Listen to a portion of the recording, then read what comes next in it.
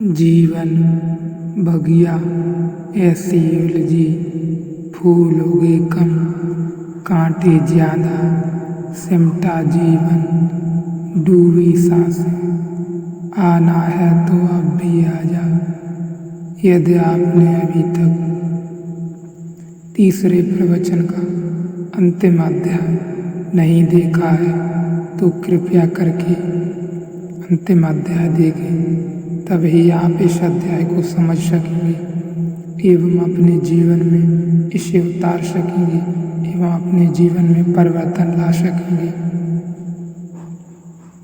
कभी कभी हम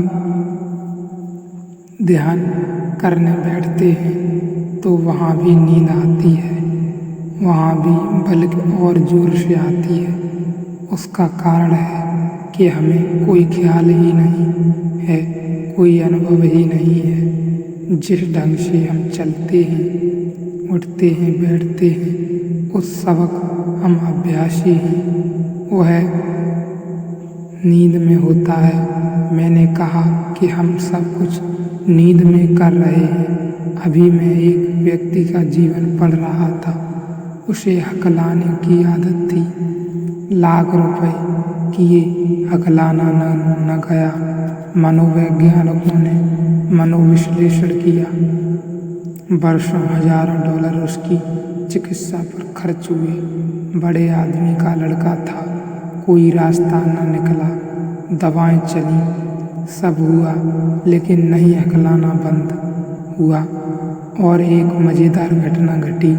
गांव में एक नाटक चल रहा था और उस नाटक में एक हकलाने वाले पात्र की जरूरत थी, और जो पात्र अभ्यासी था, सदा जो पाठ करता था, वह बीमार पड़ गया था। वह मंच पर नहीं आ सकता था, तो किसी ने खबर दी कि गांव में फला फला आदमी का लड़का जितनी कुशलता से हकलाता है, कोई क्या हकलाएगा, उससे प्रार्थना कर ली जाए।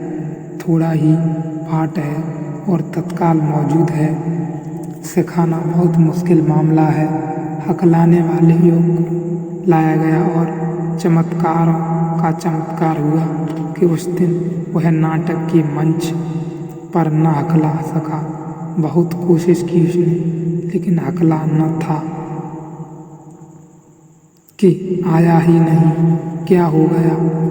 हकलाना आया ही नहीं, हकला न सका। मैं एक गांव में था, एक युवक विश्वविद्यालय का मेरे पास आया। उसे एक अजीब सी आदत पड़ गई, स्त्रियों जैसा चलने की।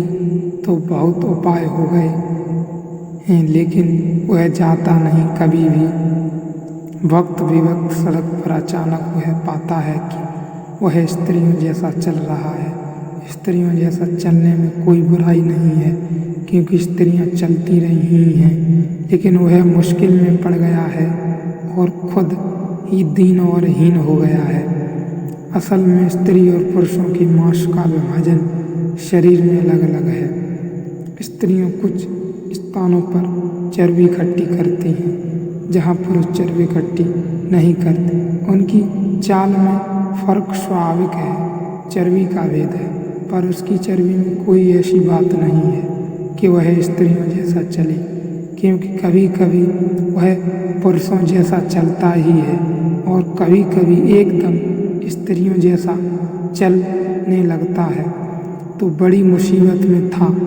मैंने उससे कहा, तू एक काम कर, तू अब जानकर स्त्रियों जैसा चलने लग। उसने कहा, क्या कहते हैं आप? बिना जाने इस मुसीबत में पड़ा हूँ और जानकर चलने लगूं? मैं तो जानकर रोकने की कोशिश करता हूँ। दिन रात जब भी चूक जाता हूँ, बस चल जाता हूँ। मैंने कहा कि तूने जानकर कोशिश कर ली रोकने की, नहीं रोक पाया। अब मैं तुझसे कहता हूँ, तू जानकर चलने की कोशिश कर।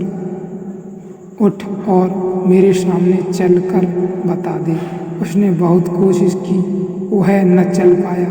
उसने कहा, पता नहीं क्या हो गया, आज आपके कुछ चमत्कार किया। कहा, यह तुम किसी और को मत बताना, हाथ मेरा इसमें जरा भी नहीं है, तू ही चमत्कार कर रहा है।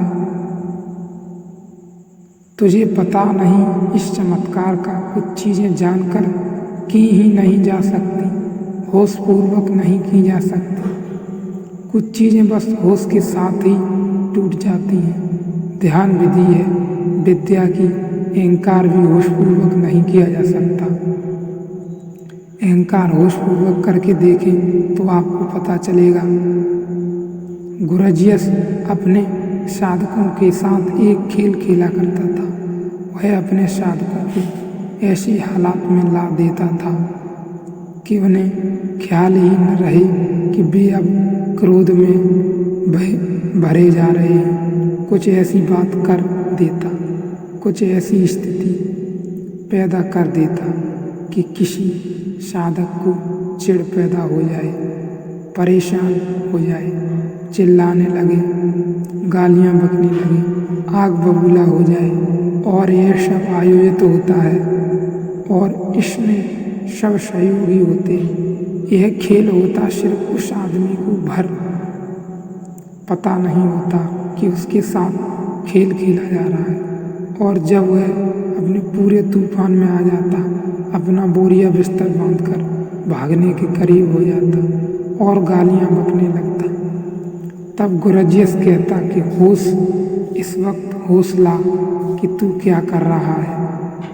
और वह आदमी एकदम भीतर सब खो गया और चारों तरफ वह देखकर हंसने लगता और वह कहता कि हद कर दी।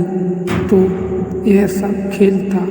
वह अहंकार को जगाने की कोशिश करता और जब जग जाता किसी का अहंकार तो वह ऐन वक्त पर उसको जोर से आवाज़ दे देता कि इस वक्त देख भीतर में है, यानी इस वक्त देख तेरे भीतर मैं है, तेरे भीतर मैं है। और वह आदमी जो आग बबूला हो रहा था अहंकार से, वह आंख बंद करके भीतर देखता, शांत हो जाता, आंख खोल कर कहता कि नहीं, भीतर खोजता हूँ, बिल्कुल नहीं, बिल्कुल नहीं है।